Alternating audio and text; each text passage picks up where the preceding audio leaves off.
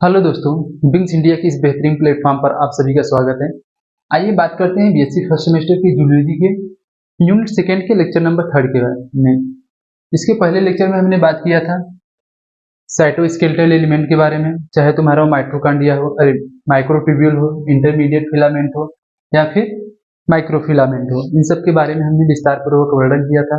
हमने बताया था कि माइक्रोट्यूब्यूल होता क्या है। माइक्रोट्यूब्यूल क्या होता है? लॉन्ग होता है, सिलेंड्रिकल होता है, माइक्रोस्कोपिक होता है, ट्यूब लाइक स्ट्रक्चर होता है, जिसका डायमीटर हमने बताया था 25 नैनोमीटर होता है।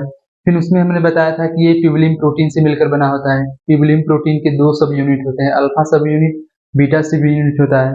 और अल्फा और बीटा सब यूनिट जब मिलता है तो प्रोटोफिलामेंट का फॉर्मेशन करता है। फिर हमने बताया था कि प्रोटोफिलामेंट कैसे माइक्रोट्यूब्यूल का निर्माण करता है। जब 13 प्रोटोफिलामेंट मिलते हैं आपस में तो पैरेलल मिलते हैं, या फिर पैरेलल मिलते हैं तो क्या बनाते हैं? माइक्रोट्यूब्यूल का फॉर्मेशन करते हैं। और माइक्रोट्यूब्यूल करता क्या है? किसी भी सेल के हिस्से को बनाए रखने में मदद करता है, मैकेनिकल सपोर्ट देता है। फिर हमने बताया था आपको कि 9+2 अरेंजमेंट क्या होता है, 9+0 अरेंजमेंट क्या होता है। सीलिया और फ्लैजेला में 9+2 अरेंजमेंट पाया जाता है। और 9+0 अरेंजमेंट कहाँ पाया जाता है? बेसल बॉडी या सेंट्रियोल में पाया जाता है। इसी प्रकार हमने आपको बताया था कि इंटरमीडिएट फिलामेंट क्या होता है। इंटरमीडिएट फिलामेंट के बारे में हमने बताया था कि जो इंटरमीडिएट फिलामेंट होता है, इसकी थिकनेस जो होती है माइक्रोट्यूब्यूल और माइक्रोफिलामेंट के बीच होती है। यानी कि माइक्रोट्यूब्यूल का फिलामेंट थिकनेस कितना होता है? 25 nm होता है। और माइक्रोफिलामेंट का थिकनेस कितना होता है? 5 nm होता है। और इनके बीच जो थिकनेस पाया जाता है 10 nm किसका थिकनेस होता है? इंटरमीडिएट फिलामेंट का थिकनेस होता है। फिर उसके हमने टाइप्स के बारे में बताया था कि क्रिएटिन फिलामेंट क्या होता है, ग्लियल फिलामेंट क्या होता है, न्यूरोफिलामेंट क्या होता है, और उसके बाद हेटेरोजीनियस फिलामेंट क्या होता है। इन सब के बारे में हमने क्या किया था? विस्तार पूर्वक वर्णन किया था। उसके बाद हमने आपको बताया था माइक्रोफिलामेंट के बारे में। माइक्रोफिलामेंट उसकी थिकनेस 5 nm होता है और वो क्या करता है? एक्सोसाइटोसिस और एंजियोसाइटोसिस के लिए क्या होता है? रिस्पॉन्सिबल होता है। इन सब के बारे में हमने अच्छे से विस्तार पूर्वक वर्णन किया था। आइए इस लेक्चर में हम जानते हैं किसके बारे में?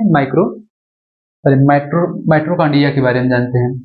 माइटोकॉन्ड्रिया के फंक्शन के बारे में जानेंगे, मार्फोलॉजी के बारे में जानेंगे, डिस्कवरी के बारे में जानेंगे। इस सब के बारे में हम क्या करेंगे? अध्ययन करेंगे। फिलहाल आइए जानते हैं माइटोकॉन्ड्रिया क्या होता है। माइटोकॉन्ड्रिया क्या होता है? माइटोकॉन्ड्रिया क्या है? एक ग्रीक शब्द है। क्या है? एक ग्रीक शब्द है। देखो, माइटोकॉन्ड्रिया क्या है? एक ग्रीक वर्ड है जो माइटो और कॉन्ड्रिया से मिलकर बना है। माइटो मीन्स क्या होता है? थ्रेड। थ्रेड मीन्स क्या होता है? धागा। माइटोकॉन्ड्रिया कैसा होता है? थ्रेड, यानी कि धागे जैसा होता है। कॉन्ड्रियोन माने क्या होता है? ग्रेन्यूल। ग्रेन्यूल माने क्या होता है? कण या कड़िया होता है। तो माइटोकॉन्ड्रिया किस शब्द से मिलकर बना है? माइटो और कॉन्ड्रियन से। माइटो माने क्या होता है? थ्रेड होता है।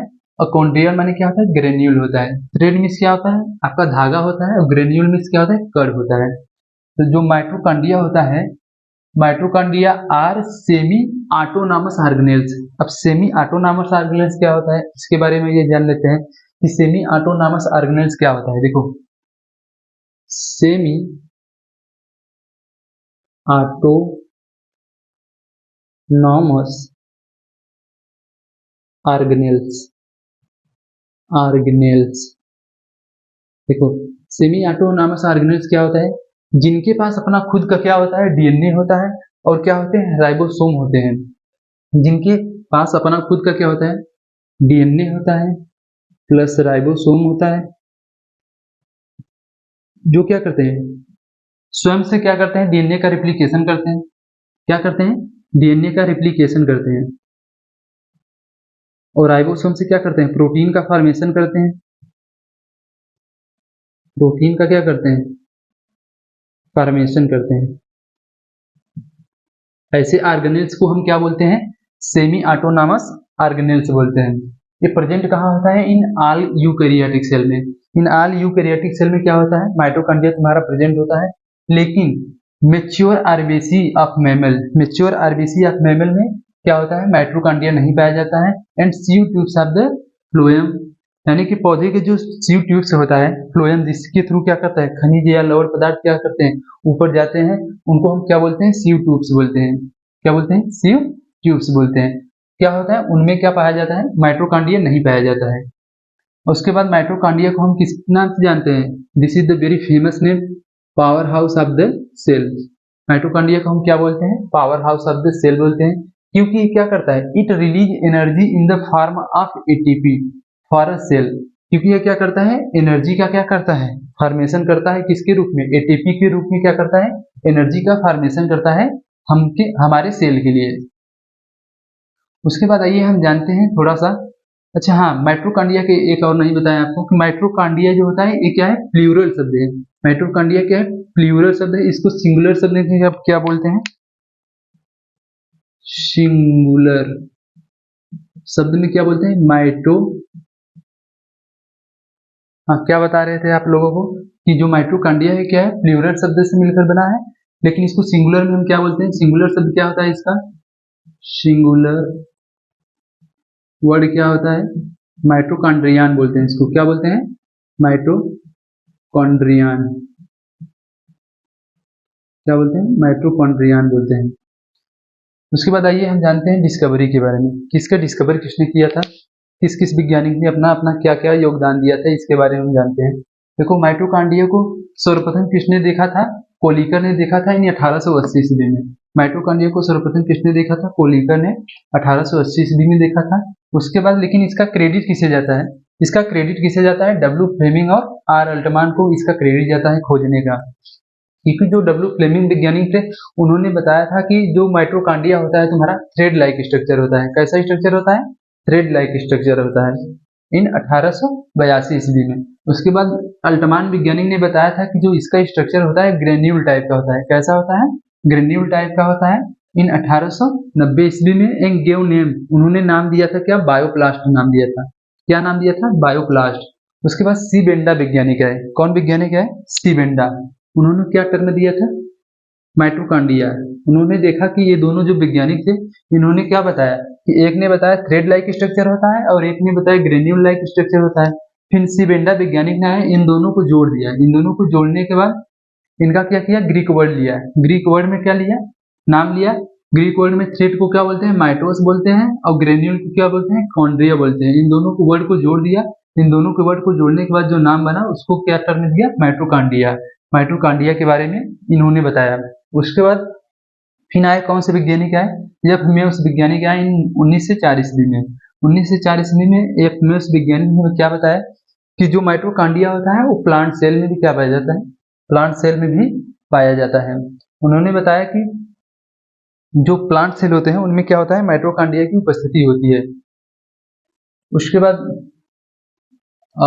इसका स्क्रीनशॉट ले लीजिए या फिर नोट डाउन कर लीजिए।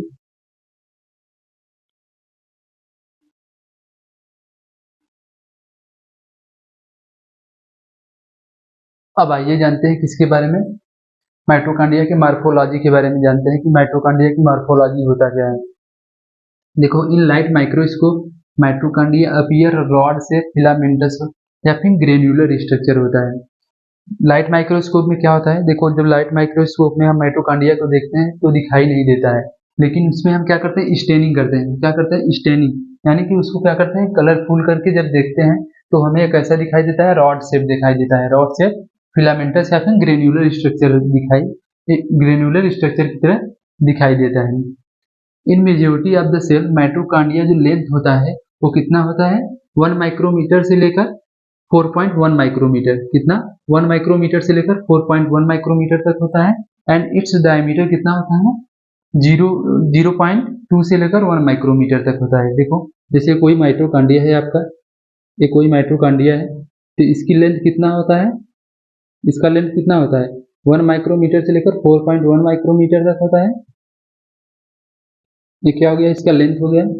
अगर इसकी डायमीटर देखा जाए तो इसका डायमीटर कितना होता है, इसका तुम्हारा डायमीटर होता है 0.2 माइक्रोमीटर से लेकर 1 माइक्रोमीटर, कितना, 0.2 माइक्रोमीटर से लेकर 1 माइक्रोमीटर तक क्या होता है इसका तुम्हारा, ये क्या है, तो इसका लेंथ है, ये क्या है, इसका लेंथ है, और ये क्या है, इसका डायमीटर है, क्या है, डायमीटर।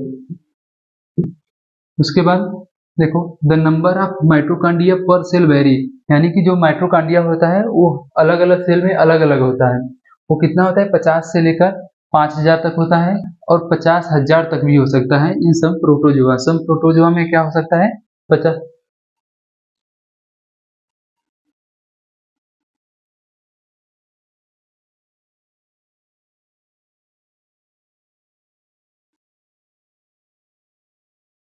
कितना हो सकता है 50,000 से, देखो 5,500 से लेकर 50 से लेकर कितना हो सकता है 5,000 तक हो सकता है, लेकिन इसका नंबर कितना 50,000 तक पहुंच सकता है। किसी भी प्रोटोजोआ में क्या हो सकता है 50,000 तक पहुंच सकता है। मार्फोलॉजी के बारे में इतना ही। अब इसके बाद हम जानेंगे इसका पार्ट यानी कि कंपोनेंट के बारे में जानेंगे, और इसकी स्ट्रक्चर के बारे में हम विस्तार पूर्वक जानेंगे। इसका स्क्रीनशॉट ले लीजिए आप लोग।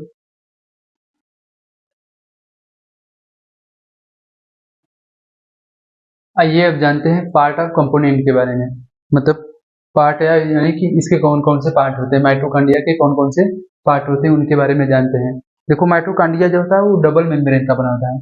क्या होता है, डबल मेम्ब्रेन का स्ट्रक्चर होता है, जिसके बीच की थिकनेस कितनी होती है 60 एंगस्ट्रॉम होता है। कितना होता है 60 एंगस्ट्रॉम होता है। देखो जो माइटोकॉन्ड्रिया है तुम्हारा, ये डबल मेम्ब्रेन है, एक आउटर मेम्ब्रेन होता है, एक इनर मेम्ब्रेन होता है, और इन दोनों के बीच जो थिकनेस होती है कितना होता है तुम्हारा 60 एंगस्ट्रॉम। कितना होता है, इन दोनों के बीच जो थिकनेस होती है कितना होता है 60 एंगस्ट्रॉम होता है। उसके बाद देखो जो माइटोकॉन्ड्रिया होता है, आउटर मेम्ब्रेन जो होता है इसका स्मूथ होता है, लिपिड बाई लेयर का बना होता है, and it is the more permeable and porins present होता है। देखो जो आउटर मेम्ब्रेन होता है उस पर क्या होते हैं पोरिन्स लगे होते हैं, यानी कि छिद्र टाइप का स्ट्रक्चर होता है, जिसके थ्रू क्या होता है किसी भी मॉलिक्यूल क्या होता है अंदर आता है। उसके बाद देखो इनर मेम्ब्रेन जो होता है वो क्या होता है लार्ज एंड फोल्डेड होता है। क्या होता है, लार्ज होता है और फोल्डेड होता है, फोल्डेड लाइक स्ट्रक्चर होता है, और ड्यू टू फोल्डिंग क्या बनाता है क्रिस्टी बनाता है। क्या है, due to folding of inner membrane the finger like projection is form. क्या करता है, फिंगर लाइक प्रोजेक्शन का क्या करता है निर्माण करता है, जिसको हम लोग क्या बोलते हैं क्रिस्टी बोलते हैं। क्या बोलते हैं, क्रिस्टी बोलते हैं। और इन क्रिस्टी पे क्या पाए जाते हैं छोटे छोटे रॉकेट जैसे, यानी कि देखो ना रॉकेट, रॉकेट जैसे क्या होते हैं स्ट्रक्चर होते हैं, इनको हम क्या बोलते हैं F1 पार्टिकल बोलते हैं। क्या बोलते हैं F1 पार्टिकल बोलते हैं। देखो क्रिस्टी ऑन अ क्रिस्टी और रॉकेट लाइक क्या होता है स्ट्रक्चर होता है, सिचुएटेड होता है, उसे हम क्या बोलते हैं F1 पार्टिकल बोलते हैं। उसके बाद मैट्रिक्स की बात करते हैं कि मैट्रिक्स क्या होता है। देखो the rest space of mitochondria, mitochondria का जो खाली स्थान होता है उसमें कुछ क्या होता है फ्लूइड भरा होता है, डेंस फ्लूइड भरा होता है, उसको हम क्या बोलते हैं मैट्रिक्स बोलते हैं। क्या बोलते हैं, मैट्रिक्स बोलते हैं। इन मैट्रिक्स में क्या होता है तुम्हारा माइटोकॉन्ड्रियल डीएनए, इसको क्या बोलते हैं माइटोकॉन्ड्रियल डीएनए। माइटोकॉन्ड्रियल डीएनए होता है, राइबोसोम होता है, आरएनए होता है, और मिनी स्टार्च होते हैं। मिनी स्टार्च के क्या होते हैं ग्रेन्यूल्स होते हैं, और कुछ एंजाइम पाए जाते हैं जो तुम्हारा क्या कराता है क्रेब साइकिल करवाता है, फिर लिंक रिएक्शन करवाता है। ये सब क्या पाए जाते हैं माइटोकॉन्ड्रिया में कुछ एंजाइम पाए जाते हैं।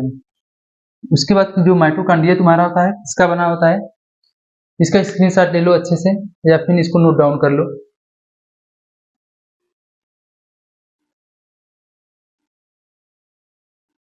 आई होप आपने स्क्रीनशॉट ले लिया होगा। आइए जानते हैं अब माइटोकॉन्ड्रिया जो होता है वो केमिकली क्या होता है, केमिकली कितने परसेंट प्रोटीन का बना होता है, कितने परसेंट क्या होता है लिपिड का बना होता है, वो जान लेते हैं। माइटोकॉन्ड्रिया तुम्हारा जो होता है क्या होता है, माइटोकॉन्ड्रिया केमिकली, सॉरी लिखो chemically, chemically mitochondria, mitochondria, mitochondria consist consist consist of, chemically mitochondria consist of 65 to कितना 65 to 70% of protein protein and chemically mitochondria जो होता है 65 to 70% protein and 25 to 30% lipid का बना होता है। 30% ऑफ लिपिड, जो माइटोकॉन्ड्रिया होता है तुम्हारा क्या होता है 65 से लेकर 70% तक क्या होता है प्रोटीन का बना होता है, और 25 से लेकर 30% तक क्या होता है तुम्हारा किसका बना होता है लिपिड का बना होता है। However in mitochondria, however in mitochondria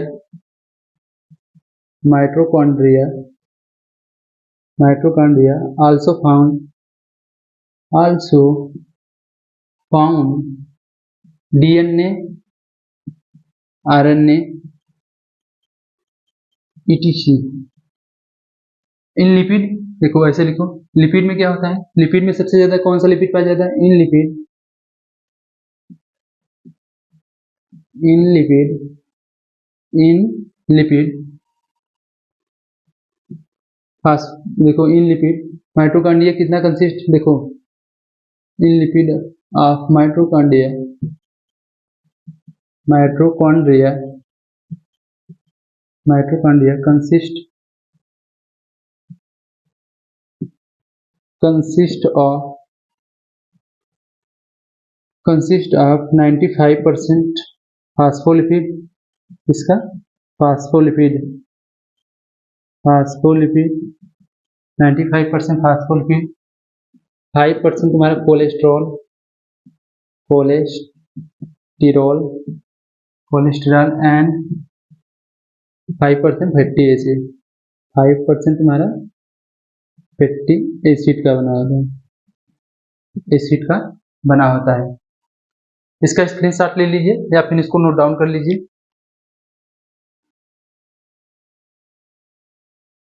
चलिए फिलहाल जानते हैं कि कौन कौन सा एंजाइम पाया जाता है माइटोकॉन्ड्रिया में। माइटोकॉन्ड्रिया में कौन कौन सा एंजाइम पाया जाता है, ये इनके बारे में थोड़ा सा जान लेते हैं। देखो कॉम्प्लेक्स 1 में कौन सा, देखो कॉम्प्लेक्स 1, कॉम्प्लेक्स 2, कॉम्प्लेक्स 3, कॉम्प्लेक्स 4 और कॉम्प्लेक्स 5। देखो कॉम्प्लेक्स 1 में NADH एंजाइम पाया जाता है और कॉम्प्लेक्स 2 में ससिनेट डिहाइड्रोजिनेज एंजाइम पाया जाता है जिसको हम SDH कहते हैं। कॉम्प्लेक्स 3 में साइटोक्रोम BC पाया जाता है और कॉम्प्लेक्स 4 में साइटोक्रोम ऑक्सीडेज और कॉम्प्लेक्स 5 में ATP सिंथेसेज। ये सब एंजाइम आपको कहाँ पाया जाता है, माइटोकॉन्ड्रिया के कहाँ पाया जाता है, मैट्रिक्स में पाया जाता है, जो इसके लिए उत्तरदायी होते हैं, ATP के फॉर्मेशन के लिए क्या होते हैं, उत्तरदायी होते हैं। क्योंकि यही सब जो आपके एंजाइम है ये क्या करते हैं, क्रेब्स साइकिल करवाते हैं, लिंक रिएक्शन करवाते हैं। क्रेब्स साइकिल के थ्रू क्या होता है, जो भी NADH या फिर FDH ये सब बनता है, ये सब कहा जाता है, ETS के पास जाता है, इलेक्ट्रॉन ट्रांसपोर्ट चैन, इन सब के पास जाता है, इलेक्ट्रॉन ट्रांसपोर्ट चैन के पास जाता है। वहां जो होता है NADH तुम्हारा FADH या फिर AT यानी कि तुम्हारा ADP सब क्या होते हैं, कन्वर्ट होते हैं किसमें, ATP में क्या होते हैं, कन्वर्ट होते हैं, जिससे तुम्हारा ATP का फॉर्मेशन होता है और हमें एनर्जी प्राप्त होती है। देखो एक क्रेब्स साइकिल, देखो किसी भी ग्लूकोज मालिक्यूल, जो भी ग्लूकोज मालिक्यूल होता है उसका क्या करते हैं, ग्लाइकोलिसिस करते हैं। ग्लाइकोलिसिस के थ्रू हम क्या बनाते हैं, पायरुवेट बनाते हैं। पायरुवेट जो बनता है वो फिर किसमें कन्वर्ट होता है, एसिटिल CO में कन्वर्ट होता है, जिसको हम लिंक रिएक्शन बोलते हैं। अब फिर यही एसिटिल CaO तुम्हारा जो होता है, COA जो होता है तुम्हारा, उसको क्रेब्स साइकिल में ले जाते हैं। क्रेब्स साइकिल के थ्रू क्या होता है, हमें NADH और FDH प्राप्त होता है और फिर यही जो NADH और FDH टोटली प्राप्त होता है ये किसमें जाता है, ETS इलेक्ट्रॉन ट्रांसपोर्ट चैन के पास जाता है, जहां पर क्या होता है, ATP का क्या होता है, फॉर्मेशन होता है। इन सब के बारे में हम क्या करेंगे, विस्तार पूर्वक वर्णन करेंगे नेक्स्ट वीडियो में। फिलहाल आइए जानते हैं माइटोकॉन्ड्रिया के फंक्शन के बारे में। चलिए इतना नोट डाउन कर लीजिए अच्छे से।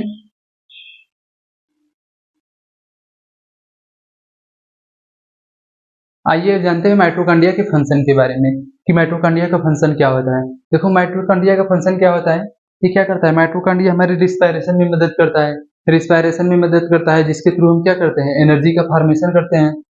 उसके बाद हम क्या करते हैं, प्रोटीन सिंथेसिस में मदद करता है और हाँ ऑक्सीजन का क्या करता है, यूज करता है। ऑक्सीजन के यूज के द्वारा क्या करता है, वो ATP का क्या करता है, फॉर्मेशन करता है। इसको हम पढ़ेंगे नेक्स्ट वीडियो में, यानी कि उसमें हम जब पढ़ेंगे, जब इलेक्ट्रॉन ट्रांसपोर्ट चैन के बारे में पढ़ेंगे ना, तो उसमें हम आपको बताएंगे कि कैसे ऑक्सीजन का यूज करके वो ATP का क्या करता है, फॉर्मेशन करता है। उसके बाद आइए हम जान लेते हैं इसका फंक्शन के बारे में। देखो माइटोकॉन्ड्रिया एक तरह से बायोकेमिकल फैक्ट्री, माइटोकॉन्ड्रिया क्या है, एक बायोकेमिकल फैक्ट्री की तरह क्या करता है, काम करता है for the oxidative of digestive food material. Digestive food material के ऑक्सीडेटिव के लिए क्या करता है, बायोकेमिकल फैक्ट्री की तरह क्या करता है, काम करता है आपका। उसके माइटोकॉन्ड्रिया रेगुलेट करता है किसको, ऑक्सीडेटिव फास्फोरिलेशन को। इसको हम क्या करेंगे, नेक्स्ट वीडियो में कवर करेंगे, बहुत विस्तार पूर्वक आपको बताएंगे। ऑक्सीडेटिव फास्फोरिलेशन के लिए क्या करता है, रेगुलेट करता है। और ऑक्सीडेटिव फास्फोरिलेशन क्या करता है, क्रेब्स साइकिल का नाम सुनेंगे या फिर TCA साइकिल का नाम सुने होंगे, उसको क्या करता है, पूरा करवाता है, जिसके थ्रू हमें क्या मिलता है, ATP, यानी कि जिसके थ्रू हमें एनर्जी मिलती है, किस फॉर्म में मिलती है, ATP के फॉर्म में मिलती है। उसके बाद देखो intermediate product of the cell respiration, cell respiration का जो इंटरमीडिएट प्रोडक्ट होता है उसको यूज करता है in the formation of steroid, steroid के फॉर्मेशन में साइटोक्रोम के या फिर क्लोरोफिल के फॉर्मेशन में क्या करता है, सहायता प्रदान करता है। कौन? आपका माइटोकॉन्ड्रिया। उसके बाद देखो it is also regulate the calcium ion concentration in the cell. देखो कैल्शियम आयन के कंसंट्रेशन यानी कि उसको स्टोर करने में क्या करता है, सहायता प्रदान करता है। कौन? आपका माइटोकॉन्ड्रिया सहायता प्रदान करता है। उसके बाद देखो it is also responsible for ETS. देखो यह किसके लिए क्या होता है, रिस्पॉन्सिबल होता है ईटीएस के लिए। ईटीएस का फुल फॉर्म क्या होता है, इलेक्ट्रॉन ट्रांसपोर्ट चेन होता है या फिर सिस्टम होता है। एंड प्रोड्यूस एनर्जी, क्या करता है, एनर्जी क्या क्या करता है, प्रोडक्ट यानी कि फॉर्मेशन करता है। देखो जब आप पढ़ेंगे उसके बारे में, ग्लूकोज का क्या होता है, जब ग्लाइकोलिसिस होता है, ग्लाइकोलिसिस में वन ग्लूकोज मॉलिक्यूल क्या करता है, टूटता है, जिससे क्या होता है, टू पायरुविक एसिड मॉलिक्यूल के क्या होता है, निर्माण होता है। और फिर वही पायरुविक एसिड क्या करता है, मतलब लिंक रिएक्शन के थ्रू क्या बनाता है, देखो क्या बनाता है, आपका एस्टाइल CaO बनाता है। क्या बनाता है, एस्टाइल CoA बनाता है। और फिर यही स्टाइल CoA आपका क्रेब्स साइकिल कराता है। और क्रेब्स साइकिल से आपका जो NADH, FADH या फिर जो भी मॉलिक्यूल मिलता है वो किस में जाता है, आपका ETS में जाता है, इलेक्ट्रॉन ट्रांसपोर्ट चेन के थ्रू जाता है। वहां से क्या करता है, आपका ATP का क्या करता है, फॉर्मेशन करता है, जिससे हमें क्या मिलती है, एनर्जी मिलती है। उसके बाद अगला देखो क्या है कि synthesis of amino acid. Amino acid की सिंथेसिस में क्या करता है, मदद करता है। उसके बाद देखो glycolysis for production of two molecule of pyruvate from one molecule of the glucose. Glucose के एक मॉलिक्यूल से टू पायरुविक एसिड का क्या होता है, फॉर्मेशन होता है। देखो ये रिएक्शन क्या है, ग्लूकोज का जो पायरुविक एसिड में क्या होता है, टूटना कितने स्टेप में है, 10 स्टेप में है। इसको हम क्या बोलते हैं, ग्लाइकोलिसिस बोलते हैं। देखो ग्लूकोज के वन मॉलिक्यूल से क्या होता है, ग्लूकोज के वन मॉलिक्यूल पहले टूटता है, ग्लूकोज 1 मतलब glucose 1 phosphate, glucose 6 phosphate, glucose 6 phosphate से ग्लूकोज फ्रक्टोज 6 फास्फेट होता है। और फिर फ्रक्टोज 6 फास्फेट से फ्रक्टोज 1 6 बाई फास्फेट होता है। इस प्रकार से 10 स्टेप में यह क्रिया क्या होती है, पूर्ण होती है, जिससे हमें क्या मिलता है, 2 पायरुविक एसिड मिलता है और 2 ATP का फॉर्मेशन होता है, 2 NADH का फॉर्मेशन होता है, 2H प्लस आयन और 2 H2O मॉलिक्यूल का फॉर्मेशन होता है। देखो ये जो ATP मिलता है ना, इसको हम बोलते हैं सबस्ट्रेट लेवल, क्या बोलते हैं, सबस्ट्रेट लेवल फास्फोरिलेशन। इसके थ्रू हमें क्या मिलता है, आपका ATP मिलता है, NADH मिलता है, और यहीं से भी NADH जाता है कहाँ पर, ETS के पास जाता है। उसके बाद देखो oxidative decarboxylation of pyruvate to produce acetyl CO। किसको प्रोड्यूस करता है, एस्टाइल CO, यानी कि ये लिंक रिएक्शन क्या है, एग्जाम्पल है। इसको हम क्या करेंगे, अगले नेक्स्ट वीडियो में कवर करेंगे। आज के लिए इतना है, इसका आप स्क्रीनशॉट ले लीजिए, नोट डाउन कर लीजिए। आई होप आपने स्क्रीनशॉट ले लिया होगा। अब नेक्स्ट वीडियो में हम कवर करेंगे किसके बारे में, ऑक्सीडेटिव फास्फोरिलेशन क्या होता है और ETS क्या होता है। माइटोकॉन्ड्रिया को आपने अच्छे तरीके से समझा होगा और इसका नोट्स अच्छे से बना लीजिए, क्योंकि BSc के एग्जाम में क्या करता है, बार बार पूछता रहता है। और ये भी लेक्चर नंबर 3 है, 2 या 3 लेक्चर में क्या करेगा, ये यूनिट भी खत्म हो जाएगा। उसके बाद नेक्स्ट यूनिट को जल्द से जल्द कवर करेंगे। आपके BSc के एग्जाम में आते आते ऐसा हो कि फिलहाल सभी यूनिट को अच्छे से कवर कर लिया जाए, क्योंकि अच्छे से सब यूनिट को पढ़े रहेंगे तभी आप एग्जाम में क्या करेंगे, अच्छे से परफॉर्म कर पाएंगे। अगर ये वीडियो आपको अच्छा लगा हो तो वीडियो को लाइक कर दीजिए, चैनल को सब्सक्राइब कर दीजिए और अपने दोस्तों के बीच क्या कीजिए, ज़्यादा से ज़्यादा लोगों के बीच शेयर कीजिए, क्योंकि आप इस तरह से अगर अच्छे से नोट्स बनाएंगे, अच्छे से पढ़ेंगे, तो आपको कोचिंग जाने की ज़रूरत नहीं है। आई होप ये वीडियो आपको अच्छा लगा होगा। वीडियो पूरा देखने के लिए धन्यवाद।